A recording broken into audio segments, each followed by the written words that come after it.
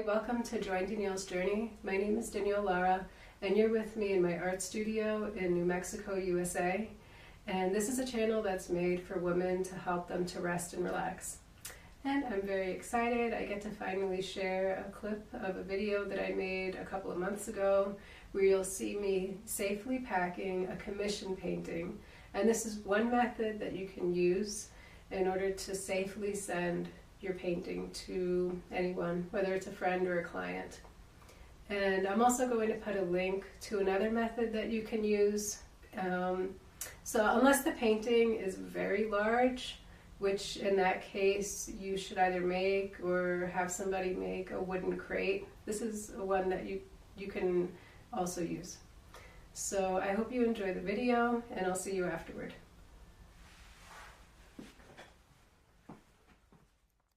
Hi, welcome to Join Danielle's Journey. I'm going to just show you how I'm packing this commission painting that I'm sending across the country. And so this is an oil painting. I put some Gamvar on it, and now it's been more than a week, so there's no possibility of it blooming, which means it would take the image and just make it all look white. And there's people that can reverse that, but it doesn't last, and that would freak me out. So this is the painting itself. It's actually a portrait of a very goofy dog named Murphy. I can't really see it. I'll put a picture up of one that I'm going to actually print. Because what I do is I'll have the original, and whether or not it sells, I'll make prints available for like cards, bookmarks, calendars, whatever.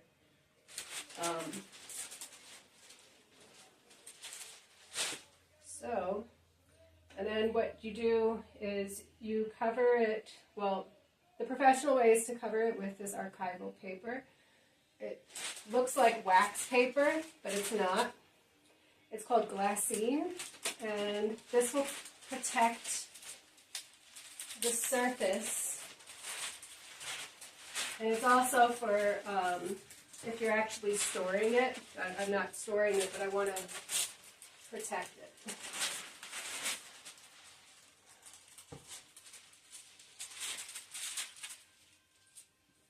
So,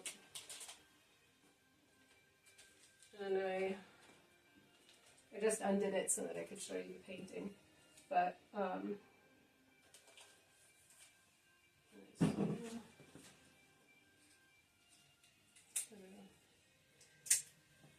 and you can just wrap it, but I don't see the point of that. And then I have this pretty good masonite, pretty heavy duty. Some people will make a wooden crate. I was thinking of doing that with this. If it was bigger, I would. But I feel pretty safe about it, and I will insure it as well. And then there's a smooth side and a kind of rougher side to this. I put the smoother side on the side of the painting on both sides. And this also helps kind of give it a little grip on the inside of the box. And usually I don't mail it with a frame. This one I am. It's requested by the client who's actually having, he had this done as a surprise. It's a gift for someone. So that's pretty exciting. And these foam corners came with the frame, so that's pretty convenient. So I'm going to put them on.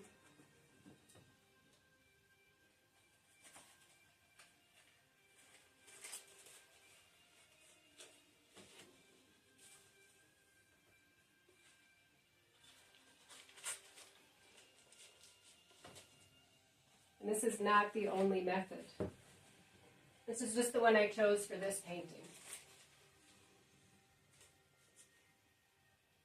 So this frame came with some really good pieces to help get it on the wall. So what I'm going to do is put it between this little gap here. There's nothing in here that will harm the canvas itself, so it's just going to be sandwiched in there. And I'm taping it so it doesn't somehow get around and then make an impression on the canvas itself.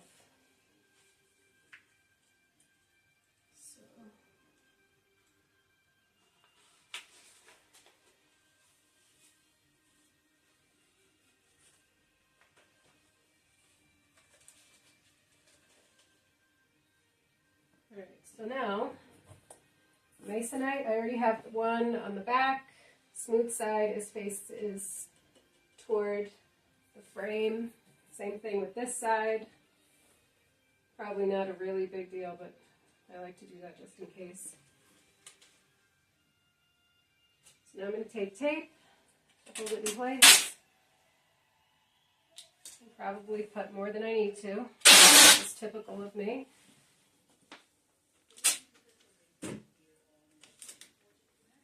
And then I'm going to squeeze in these gaps. It's probably actually fine like this, but I'll do it anyway, just in case, because of these foam corners and everything. But I want to keep it from shifting. I want to keep it from shifting in the lights in the box. So I'm going to add this paper in there, packing paper, which I would use that or bubble wrap. Either way, it'll absorb the impact. It's that beehive packing paper, which is also good.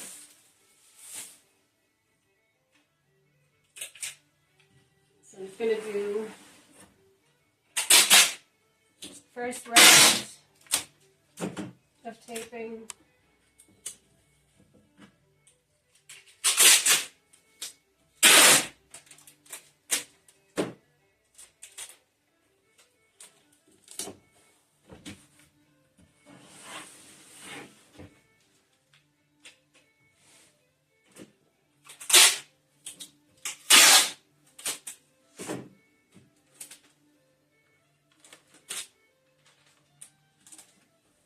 The client that actually purchased this was thinking of actually flying there and hand delivering it, but that's also a hassle because then you have to carefully pack it in your suitcase and you will not be insured if something happens on the way. At least with this, I can put an insurance on it, and it's not your problem to keep it safe. If somebody throws it in the plane, that's it, it's done. Something will crack.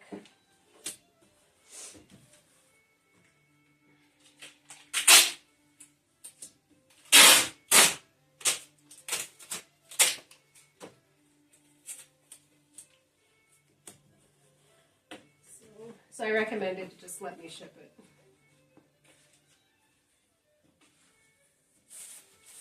So now I'm going to tape this around it and like tape it again. So one side is pretty close to the edge, so I'll probably put that on the top and then put some paper on top of it in the box.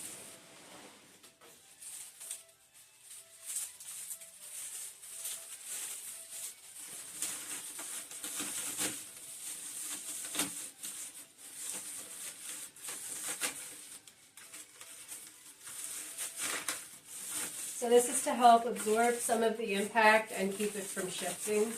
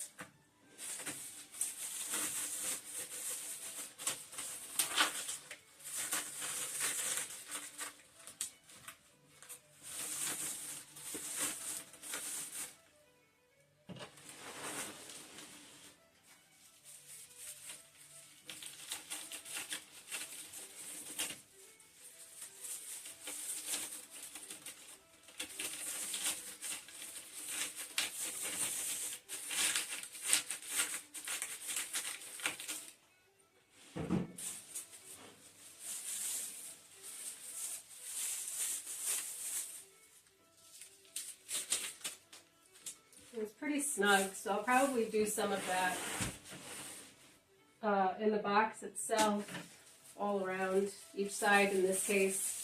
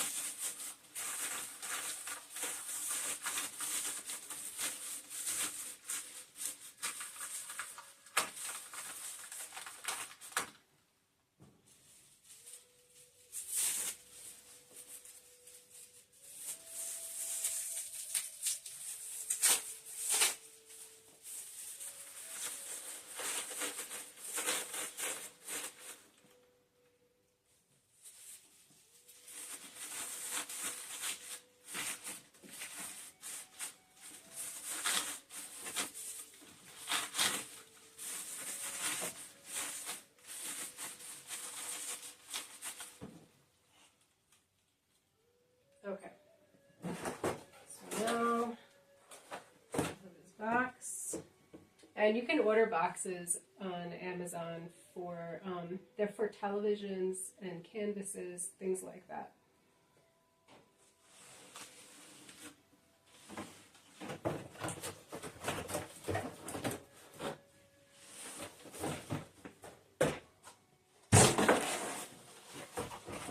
Some people will go to stores and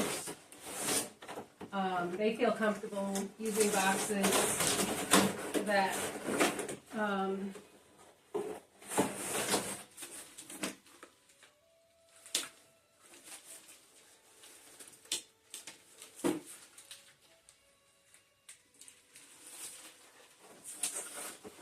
they feel comfortable using boxes that are already used but not damaged, which is what this one is. It's a package, a box. I received something in, and I think it would work really well. Whoops.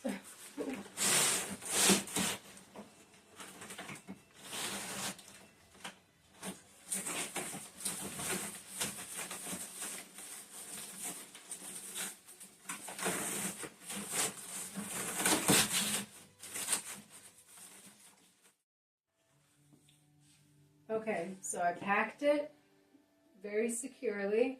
The box, I am reusing this box, but it's in really good condition, and it's the perfect size. So that saves me, I don't know, maybe $20, $30 for a box that I usually get about this size. And then the packing, or rather just like a little review, I put glassine paper just on the surface of the canvas alone. And then I have the boards on the front and back of it, and then I filled the spaces with the beehive paper to absorb a little bit of shock that might happen, and the corners have the foam, so the inside is like, this isn't moving anywhere. And I taped anywhere that might get loose, and the shipping label I get from Shippo.com, and you can compare rates on there when you have an account with them. And kind of like with eBay, you just print out your label, put it on your box, and sometimes you can get them to, you can arrange to actually get a pickup, but I'm just going to bring this to the post office myself. And there you go. I think my well, they don't know what's coming. My client ordered it for them, but I think they'll be really happy with it, and I'm pretty excited to hear what they think about it. So I hope you got something from that. There are other methods for packing canvases, and whenever I have a different one, if I can squeeze recording it in, then I'll do that. So maybe that's a method that you would like to use whenever you're packing a painting for somebody, whether it's a friend or a client. There are definitely other methods, and I put a link to another one that I would definitely say is safe. He's great. And again, if it's a really large painting, a wooden crate is the safest way to go. Whether you make it, somebody else makes it. Alright, so I have a poem that I want to share. It actually has a lot of history to it, but I'm just going to share the paragraph that goes before it. And again, this is actually a book that I love getting poems from because it gives a story about it, a little history, so that you can get a little more from it. And it's written by Robert Haas. And I always put the ISBN number in case people want to check it out. So this one is written by Paul Laurence Dunbar, and it's one of his most well-known ones. It was written around the time when Jim Crow and the Ku Klux Klan were at high tide. It's called Sympathy. And it says, I know what the caged bird feels, alas, when the sun is bright on the upland slopes, when the wind stirs soft through the springing grass, and when the river flows like a stream of glass. When the first bird sings and the first bud opes, and the faint perfume from its chalice steals, I know what the caged bird feels. I know why the caged bird beats his wing till its blood is red on the cruel bars, for he must fly back to his perch and cling, when he fain would be on the bough a swing, and a pain still throbs in the old scars, and they pulse again with a keener sting. I know why he beats his wing. I know why the caged bird sings, ah me, when his wing is bruised and his bosom sore, when he beats his bars and he would be free. It is not a carol of joy or glee, but a prayer that he sends from his heart's core, but a plea that upward to heaven he flings. I know why the caged bird sings. So this one is very real, but I hope you enjoyed the video today and that you join for another video, and I hope you have a great day.